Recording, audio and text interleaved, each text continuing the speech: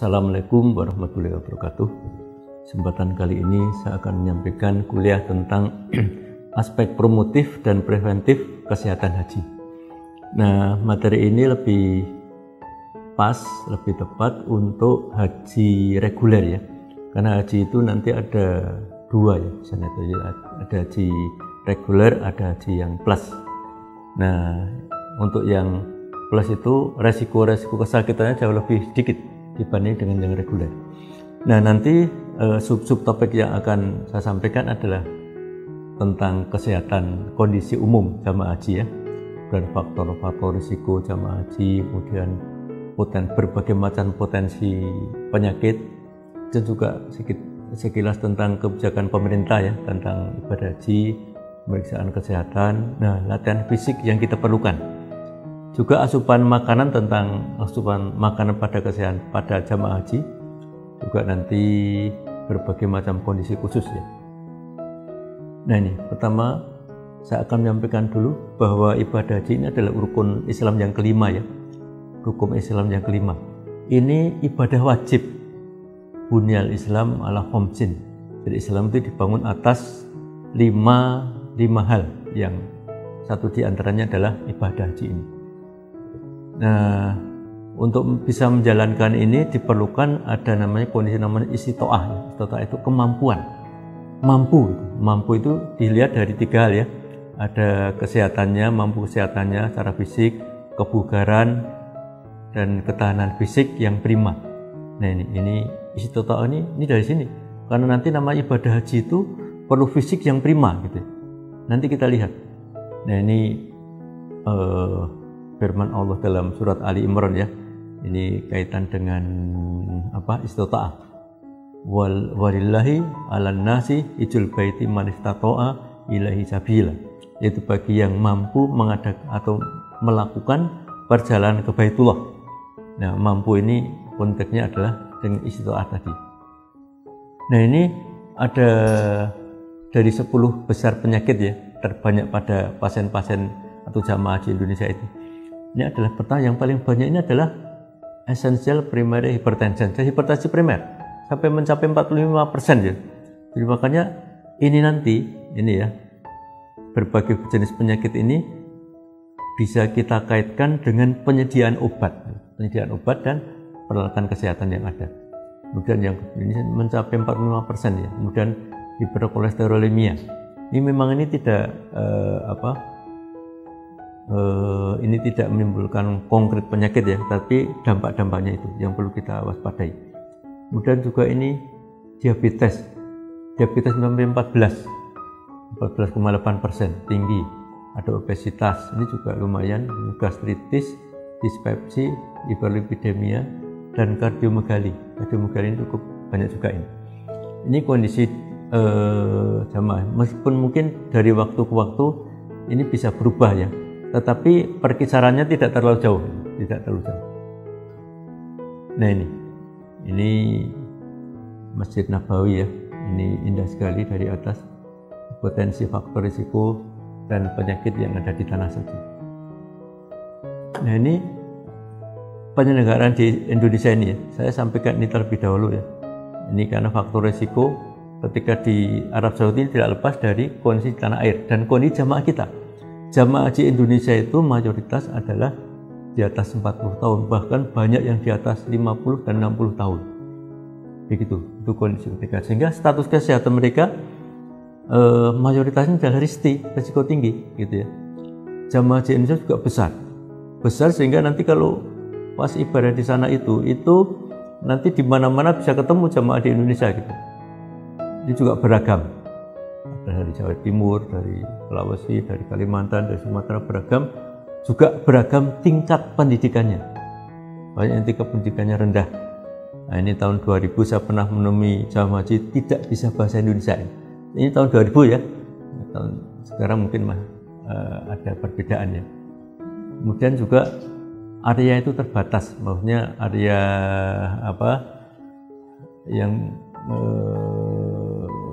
area dari perjalanan mereka itu ya, misalnya dari hotel ke masjid, ya sekitar itu. Dan lalu lintas itu padat. Jadi terutama memasuki jam-jam sholat. Memasuki jam-jam sholat itu padat sekali. Lalu lintas dari hotel penginapan ke masjid. Kalau di Mekah ya Masjidil Haram, kalau di Madinah ya Masjid Nabawi. Ini lalu lintas padat dan mereka jalan. Meskipun sekarang sudah lebih baik ya. Sebagian jalan, sebagian juga nanti naik bis. Ada bis namanya bis sholawat. Ketika tidak bisa naik bis itu ya, nanti akan berjalan. Dan akomodasi ini kurang memadai gitu ya. Dan lingkungan juga tidak bersahabat. Suhu dingin dan kelembabannya itu kering gitu ya. Suhu dingin, kelembaban kering, dan nanti ada penyakit atau kuman-kuman yang dimunculkan oleh para jamaah dari berbagai negara itu, dari berbagai negara endemis gitu ya. Kalau Indonesia endemisitas mungkin terbatas, mungkin malaria apalagi gitu. Lalu di luar negeri kan lebih banyak lagi itu endemisitas, ada Ebola dan macam-macam. Nah, hal ini menimbulkan berbagai macam penyakit ya. Ya cuma kejadian penyakit yang nanti akan merata ini adalah ISPA. ISPA ini di semua area ini sebenarnya, di semua area. Nah kemudian di bawah ini berbagai kejadian ini tidak mutlak ya. Ini juga kondisi-kondisi tertentu aja. Di hari ini tidak mesti di Madinah, di Mekah sudah terjadi varicella, ini banyak di Madinah ya. Konjungtivitis bisa di Madinah, di Mekah juga konjungtivitis, tapi ini tidak terlalu banyak ya. Ini enggak terlalu banyak. Berdesakan. Nah, berdesakan ini yang jelas nanti akan berdesakan adalah ketika acara Arafah Mina atau Armina. Armina itu adalah persiapan persiapan wukuf sampai setelah wukuf itu kan mabit di Mina itu. Ini akan padat sekali. Namun kepadatan itu tidak cuma di sana. Sehari-hari pun jamaah haji padat ketika habis dari masjid. Maka jamaah dari masjid itu disarankan nanti kalau sholat ya, habis sholat apa aja itu ketika jamaah sudah datang semua itu mesti padat gitu. Sehingga jamaah nanti baiknya disarankan setelah sholat di masjid tidak langsung keluar. Tunggu dulu sekitar 15 menit, 20 menit jamaah pada keluar, nanti baru keluar. Nah ketika itu nanti keluarnya tidak akan berdesak-desakan. Karena berdesak-desakan apalagi sekarang ya, masa Covid ya. Berdesak-desakan itu kan bisa menimbulkan kerumunan dan penularan. Yang jelas nanti bisa terinjak-injak sekali ini. Nah, kebakaran ini bisa juga ya di tenda-tenda di Madinah, juga di Arafah Mina. Kemudian keruntuhan angin kencang. Kemarin pas tahun 2018 ya, saya mengikuti Haji Plus. Itu ada angin kencang ini di Mina. Oh ya, di Mina. Tidak mesti di Mekah. Nah, ini merupakan berbagai faktor risiko yang perlu diketahui oleh para dokter yang nanti, misalnya Anda nanti menjadi dokter kloter atau dokter di jamaah di KPIH tertentu gitu ya. Nah, ini perlu mengetahui hal seperti ini. Faktor risiko lain yang mempengaruhi kesehatan jamaah haji. Pertama ada lingkungan fisik ya. Lingkungan fisik ini seperti jarak pemondokan ke Masjidil Haram ataupun kalau di Madinah ke Masjid Nabawi ya. Suhu ekstrim. Nah, kadang ada ekstrim panas, kadang ekstrim dingin, berdebu dan badai pasir. Nah, badai pasir ini relatif jarang ya. Kelembaban rendah serta aktivitas ibadah yang sebagian besar merupakan kegiatan fisik. Jadi yang perlu diperhatikan itu ya, nanti bagi para dokter nanti yang nanti kan sering diminta nasihat ya oleh jamaah haji. Ini ketika sebelum, jadi masa-masa inti yang harus dipersiapkan secara fisik para jamaah haji itu adalah tanggal 8, 9, 10, 11, 12, 13 Dzulhijjah. Sehingga masa-masa jauh sebelum itu mestinya jamaah diminta untuk betul-betul bisa menjaga. Karena intinya di 8, 9 dan seterusnya tadi itu. Nah, ini lingkungan fisik ya, dimaksud jarak pemondokan ini ada macam-macam ya. Ada yang 3 kilo, ada yang jauh itu Bautmah ya. Bautmah itu bisa sampai 7 kilo. Ada juga yang kalau saya dulu pernah di Jarawal itu sekitar 1,5 sampai 2 kilo ya. Mespalah itu sekitar 4 sampai 5 kilo. Nah, ini sekarang terbantu oleh adanya bis sholawat ya. Bis sholawat itu pulang pergi.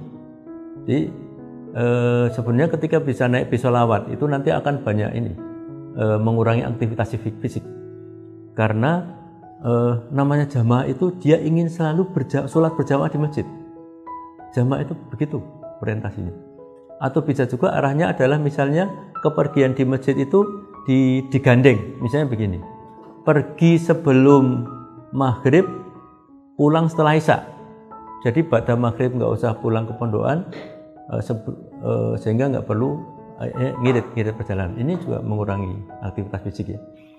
Kemudian lingkungan sosial seperti adaptasi dengan penduduk dari berbagai negara dan di negeri asing serta norma dan kebiasaan yang berbeda. Ini bisa menimbulkan masalah juga itu. Lingkungan psikologis seperti jauh dari keluarga dalam waktu yang lama ya, interaksi antara sama jamaah haji Indonesia selama menjalankan ibadah haji. Ini tidak sedikit orang tua di sana itu yang teringat anak-anaknya di Indonesia begitu ya. Nah, ini menimbulkan masalah psikologis gitu, atau konflik dengan teman-temannya satu grup. Nah, kebijakan seperti kebijakan penempatan pondokan jamaah haji berisiko tinggi baik jarak atau kemudahan aksesnya. Nah, ini suhu ya. Nah, suhu ini adalah ada terendah tinggi ini pada bulan-bulan tertentu ya. Bulan Januari ini tertinggi adalah sekitar Juni. Juni turun dikit tapi tidak terlalu turun ya, hampir rata sampai sekitar bulan September. Nanti akan turun lagi. Nah, inilah suhu ekstrim ada di sini. Ini di Mekah. Di Madinah hampir sama. Cuma ini lebih rendah ya di Madinah ini. Cuma siklusnya seperti ini. Nah, perlu kita sampaikan bahwa tawaf itu ya. Tawaf itu berkeliling Ka'bah sekitar 1,4 kilo. Ini kan 7 kali ya. Ini untuk tawaf yang di paling bawah. Paling bawah itu maksudnya yang langsung melingkari Ka'bah. Karena tawafnya ada 3 lantai ya, 3 atau malah 4 sekarang ya. Lantai kedua ada lantai ketiga. Lantai ketiga paling panjang tapi paling longgar gitu. Nah, ini 1,4 kilo tapi ini sek-sekan juga ini. Maka Anda nasihati ya, kalau ada jamaah yang sedang tawaf, ini jangan sering-sering membungkuk atau mungkin ngambil sesuatu. Ini bisa tinjak-injak ini ketika tawaf ya. Sa'i juga, sa'i ini bolak-balik ya. Bolak-baliknya itu Safa Marwah sampai total sekitar 2,8 km. Nah, ini untuk sa'i. Ini kemudian lempar jumroh ini perjalanan saja ketika sudah di Mina ya, dari tenda ke jumroh atau ke Tugu. Jarak mondokan di Mekah bolak-balik bisa 4 kilo, ini tergantung pondokannya ya. Ya tadi itu saya katakan, Lobah Hutmah ya bisa 7 kilo, Jarwal 1,5 sampai 2 kilo dan sebagainya. Ini yang di Mekah ya. Karakteristik jamaah haji Indonesia, setiap tahun 2,5 sampai 3 juta jamaah haji yang datang ke Arab Saudi. Hampir 10% berasal dari Indonesia gitu ya. Hampir 10%. Dan usia di atas 50 tahun mendominasi sekitar 60% serta sekitar 50% merupakan Kristi. Ini kondisi haji yang biasa ya. Kalau di masa Covid ini saya yakin akan jauh lebih sedikit. Nah, ini potensi penyakit di Arab Saudi ya.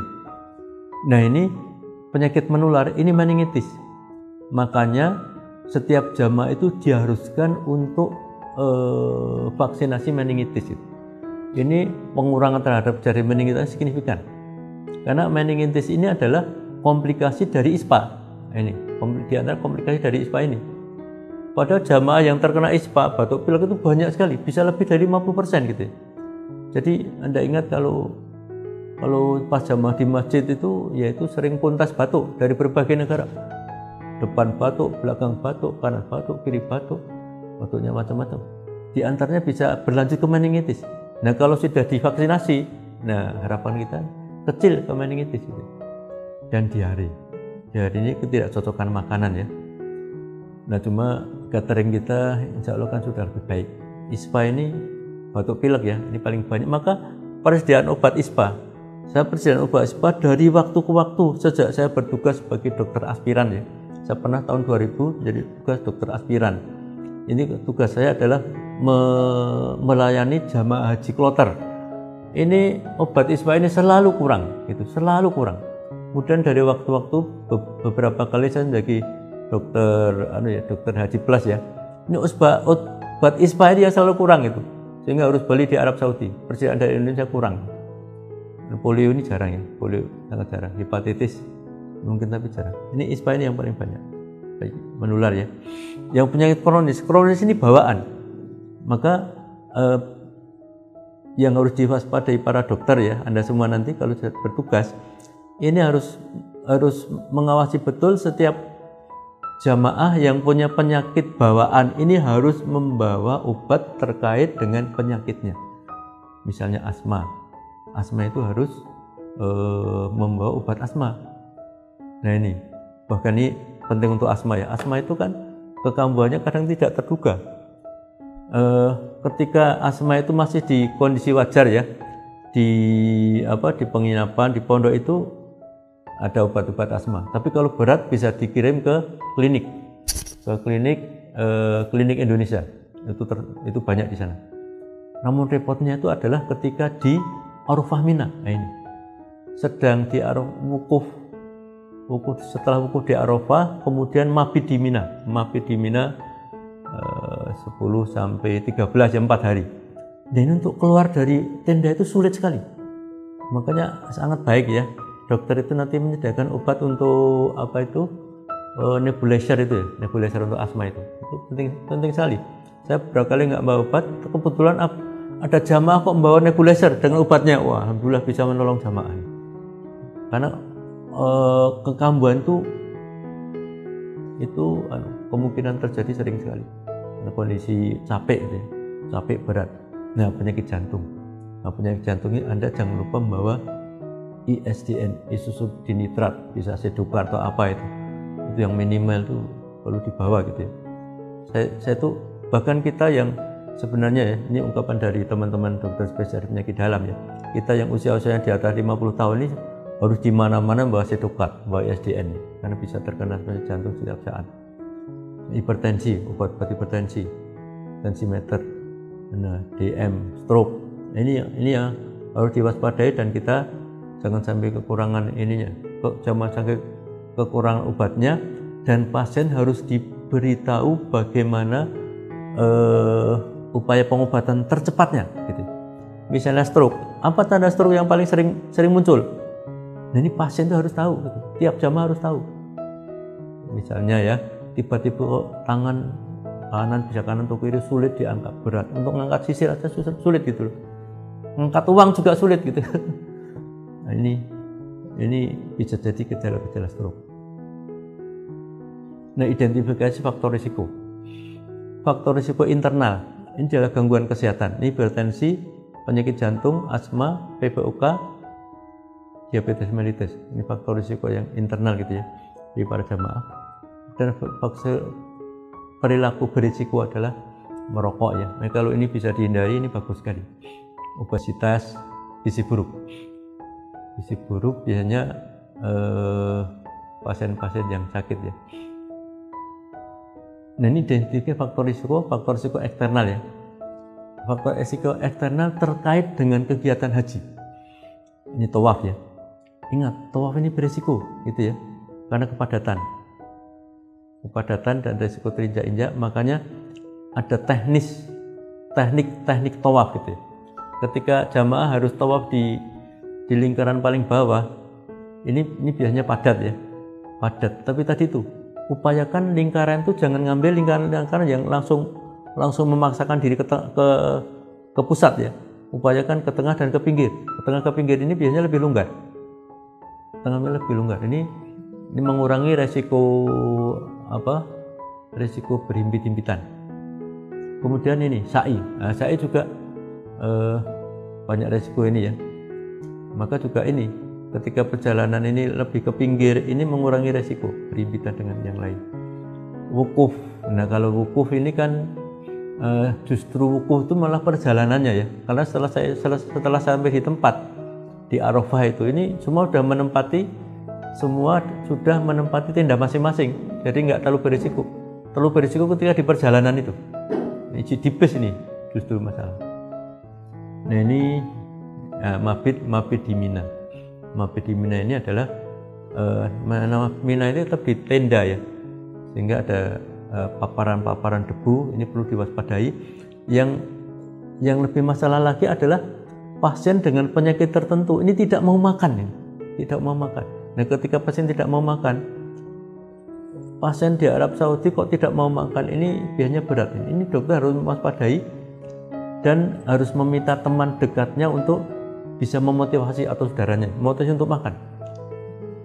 Ini tidak cuma di sini ya. Karena kalau sudah tidak makan itu nanti sudah nggak punya energi, dan kans pasien tidak mau makan ini biasanya ketika dibawa di klinik di Arab Saudi, klinik Indonesia ya, ini langsung diinfus. Karena kalau nggak begitu banyak yang meninggal. Nah kemudian ini jamarot. Jamarot ini nggak kayak gini. Ini jamarot lama ini. Jamarot yang sekarang itu ini panjang ya. Panjangnya bisa berapa itu? Mungkin 8 sampai 10 meter itu. Panjang gitu. Sehingga jamaah itu tidak lagi berkerumun. Panjang dan jamaah itu sudah dijadwal gitu ya. Dijadwal untuk lempar jumrohnya. Sehingga risiko sudah terkurangi dengan sendirinya oleh kebijakan pemerintah Arab Saudi. Kemudian prosesi haji ya, risiko kelelahan ini. Risiko kelelahan ini yang nanti akan memunculkan penyakit namanya astenia. Makanya para jamaah itu setelah habis sholat ya diminta segera istirahat. Dan astenia ada dua ya, ada astenia fisiologis, ada astenia patologis. Fisiologis itu lelah ketika istirahat kemudian segar lagi. Tapi kalau patologis, lelah istirahat ya nggak segar-segar, malah berlanjut penyakitnya. Nah, dehidrasi ini sering muncul karena kegiatan fisik banyak dan kurang minum. Maka jamaah harus diberi isyarat untuk banyak minum. Nah juga ini penularan penyakit ini cukup besar ya. Ini karena jutaan umat manusia, ketersediaan air juga terbatas. Sebenarnya ketersediaan air itu sudah diupayakan untuk optimal ya. Di pinggir-pinggir jalan itu sudah banyak ketersediaan air. Di masjid itu di berbagai tempat ada air. Cuma mau minum apa tidak aja sebenarnya ini, kalau masalah air ini. Dan ketersediaan makanan. Nah repotnya makanan ini orang Indonesia ini banyak yang pilih-pilih. Yang namanya di Arab Saudi kan yang banyak makanan Arab gitu ya. Nasi kebuli itu sangat banyak. Harus nyari makanan Indonesia ini tidak mudah, meskipun ada gitu ya. Nah, kalau dulu itu yang baik menjajakan makanan Indonesia itu namanya mukimin. Jadi orang Indonesia yang mukim di sana, baik dari Madura itu yang bermukim di sana menjajakan makanan Indonesia. Maka jangan heran nanti ada gudangan, ada macam-macam itu dibuat oleh orang Indonesia. Dan fasilitas kesehatan dan sanitasi. Ini karena jumlah banyak ini ketika daerah-daerah krodit ini ya. Nah, dan pola musim dingin. Musim dingin ya, ketika panas itu ada panas tinggi sampai 55 derajat Celcius ya. Kalau dingin sampai di bawah 5. Nah, ini panas ini bisa menimbulkan heat stroke ya. Nah, cuma bagaimana menghindari panas? Menghindari panas itu kalau siang itu ya. Siang itu antara zuhur dengan asar itu panasnya memang minta ampun gitu ya. Panas sekali. Sehingga jamaah ya gimana caranya untuk sholat jamaah itu tidak di tempat panas, di tempat teduh gitu ya. Atau pengalaman saya membawa sajadah itu, saya itu sering bawa 2 sajadah atau apa itu yang dikalungkan itu ya, serban gitu ya. Nah satu untuk nutup kepala, satu untuk sajadah. Baik siang maupun malam. Kalau malam itu untuk nutup dingin, kalau siang untuk nutup panas itu. Ini pengalaman. Kemudian gejala penyakit, kulit berisik, gatal, mimisan, bibir pecah-pecah, infeksi pernafasan, penyakit saluran cerna dan sebagainya, gangguan otot, tulang dan dehidrasi. Nah ini yang ya dari pola musim ya. Kemudian memperberat penyakit. Nah, penyakit jantung bisa diperberat, DM, asma, rematik, stres di luar kendali, dan perubahan perilaku dan gangguan jiwa. Nah, cuma tetap ya, ini perlu diwaspadai, nggak terlalu banyak ini, tetapi ada berapa gitu. jamaah yang perlu kita beri persediaan. Bagi dokter itu yang paling penting adalah sigap, kecepatan kerja. Kalau pasien minta dijenguk cepatnya, ada masalah segera jenguk. Nah begitu. Cuma kadang-kadang kan dokter direpotkan pada ini ya, mungkin ada alta pribadi nanggung atau ada pasien yang periksa, nah gitu. Kita pasti ketika saya jadi mengikuti jamaah haji reguler ya, itu kita kan juga menyediakan tempat untuk pemeriksaan jam-jam tertentu gitu ya. Nah ini padang pasir, bukit, batu jabal dan pohon-pohon. Ini Jabal Nur ya, Jabal Nur. Ini jalanan ya, itu sudah halus sekali jalan. Kemudian ini pinggir jalan ini gunung-gunung ya, padang pasir. Sebenarnya di pinggir itu enggak cuma padang pasir, tapi padang batu gitu. Pinggir-pinggir jalan itu bebatuan. Sepanjang jalan dari Mekah Madinah itu yang banyak ini padang batu itu, bebatuan pinggir jalan. Padang pasir juga ada. Nah, sengatan panas, heat stroke ya, karena cuaca ekstrim, panas suhu sampai 50 derajat. Sebenarnya menghindari sengatan panas itu ya gampang saja, udah nggak usah keluar rumah, itu nggak akan terkena panas. Atau kalau keluar rumah ya gimana ke masjid, di dalam masjid, gitu ya, gitu. Tanda gejala misalnya ada kulit merah, panas kering, kepala pusing, kram otot dan pingsan. Nah, ini ketika menjumpai pasien seperti ini, pertolongan pertama adalah bagaimana pasien itu ditidurkan sehingga posisi tidur, karena dengan posisi tidur itu nanti aliran darah ke otak akan lancar, kemudian diberi minum, dan udah istirahat, nanti akan pulih sendiri. Nah ketika kurang pulih ya udah nanti istirahat, banyak minum, nanti akan pulih sendiri dalam kondisi yang ringan.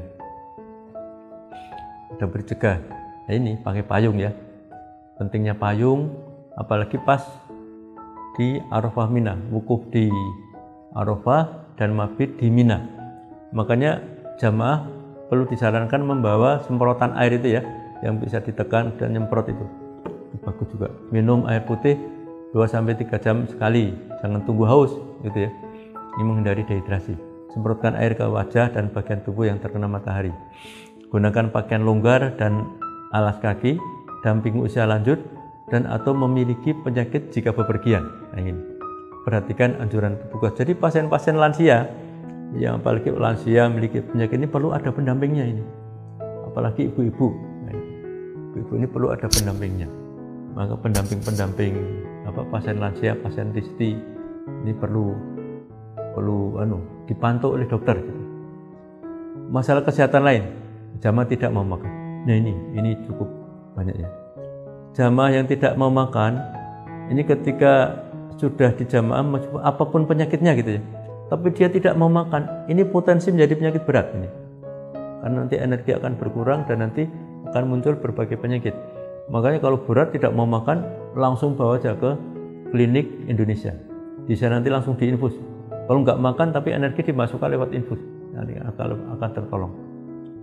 Bisa juga karena mikir keluarga di tanah air ya, makanya doa itu kan di antara doa safar, doa perjalanan itu kan menitipkan keluarga. Siapa yang nitipi? Yang nitipi adalah Allah Subhanahu wa taala.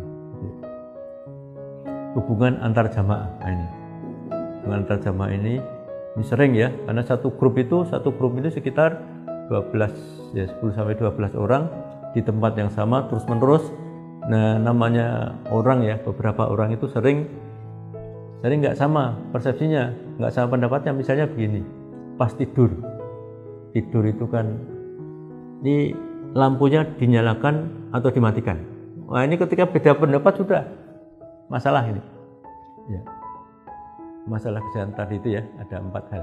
Kita lanjutkan. Beberapa prinsip petugas. Prinsip petugas adalah pertama, mengutamakan jamaah. Nah ini, mengutamakan jamaah itu. Kalau dia mau melakukan ibadah-ibadah ya itu kan bisa diatur gitu ya. Tapi yang intinya adalah mengutamakan jamaah ini. Jadi misalnya begini ya, seorang itu kan untuk beribadah di masjid ini kan lebih utama, jamaah di masjid, apalagi pas di Mekah di Masjidil Haram, di Madinah di Masjid Nabawi. Tapi ketika ada jamaah haji yang perlu ditolong, ya maka ya mengutamakan jamaah ini gitu ya. Enggak usah sementara itu enggak usah di masjid dulu.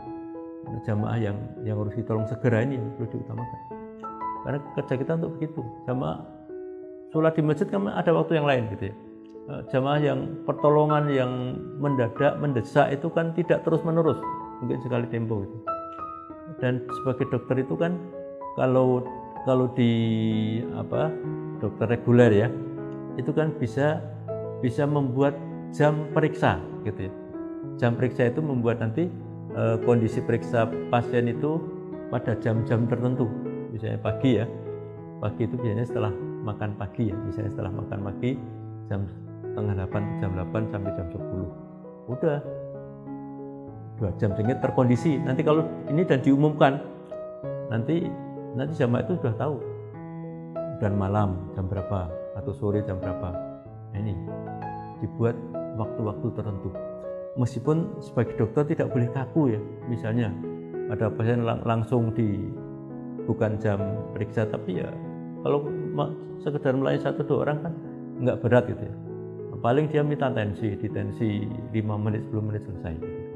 Tidak kaku karena kita ingat ya, prinsip utama dokter haji ini adalah melayani jamaah dan menjaga diri. Ini menjaga diri. Sehingga saya teringat dulu ya, pada waktu haji saya jadi dokter aspiran yang melayani para dokter kloter itu ya. Panitia haji ini termasuk dokter ini di mabitnya di Mina ini sampai tanggal 12 saja. Nah, pulang nafar awal istilahnya, nafar awal. Jadi haji itu ada nafar awal, ada nafar sani. Nafar awal itu dia setelah menyelesaikan tanggal 12 Zulhijjah maghrib ya, dia kemudian balik ke Makkah. Kalau nafar sani harus sampai tanggal 13 dan tinggal 13 sampai maghrib. Kenapa nafar awal? Karena biar tanggal 13 itu siap untuk melayani jamaah begitu. Nah, begitu. Ini masjid ya. Masjid Agung di Semarang. Ya, Anda kalau belum bisa ke Masjidil Haram, Masjid Nabawi, ini ke Semarang dulu. Lihat Masjid Agung ini bagus sekali ini. Ada payung-payungnya mirip di Masjid Madinah. Nah, kemudian perubahan kebijakan ya. Ini peraturan menteri tentang kesehatan haji Indonesia 15 tahun 2016 tentang istitoah kesehatan jamaah haji. Nah, ini untuk menjaring istitoah ini dari peraturan ini, maka ada jaring yang pertama adalah kedua, ketiga. Pertama di jaring risti dan non risti. Kedua adalah penetapan istitoah. Nah, istitoah ini ditetapkan ini dan ketentuan ini. Kemudian ditentukan laik maupun tidak laik. Ini ya 2016 ini. Nah, ini pemeriksaan kesehatan tahap 1 ya. Nah, ini klinik pengobatan haji Indonesia ya. Ini dulu tahun 2018 saya putar ini. ISAF ini ambulan. Bisa sehat tahap 1. Ambulannya sekarang udah bagus-bagus kayak ini. Dulu tahun 2000 itu ya banyak yang ambulan lama, mobil lama. Pemeriksaan kesehatan tahap pertama dilaksanakan oleh tim penyelenggaraan haji kota atau kabupaten di puskesmas dan atau rumah sakit pada saat jemaah haji melakukan pendaftaran untuk mendapatkan nomor porsi. Ini pertama di puskesmas ya. Nah, kemudian jemaah haji dengan risiko tinggi, risti adalah jemaah haji berusia 60 tahun atau lebih dan atau yang memiliki minimal salah satu penyakit, di antaranya adalah Alzheimer, demensia. Ini demensia ini masuk di sini.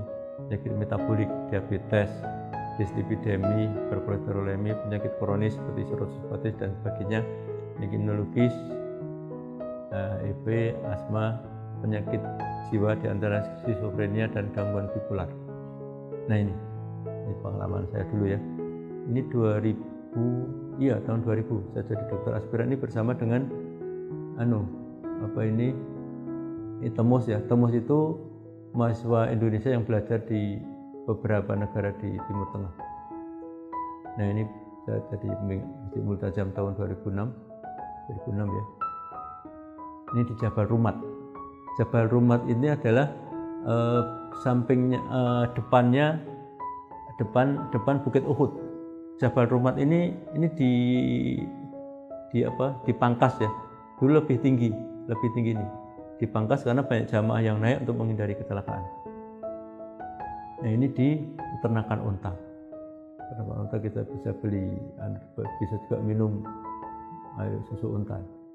Dan ini di Masjid Quba, masjid yang pertama kali didirikan oleh Rasulullah gitu ya, Masjid Quba. Baik, saya kira itu yang bisa saya sampaikan. Mudah-mudahan ada manfaatnya dan syukur kalau Anda satu ketika dapat kesempatan untuk menjadi petugas atau pembimbing haji. Itu dari saya. Assalamualaikum warahmatullahi wabarakatuh.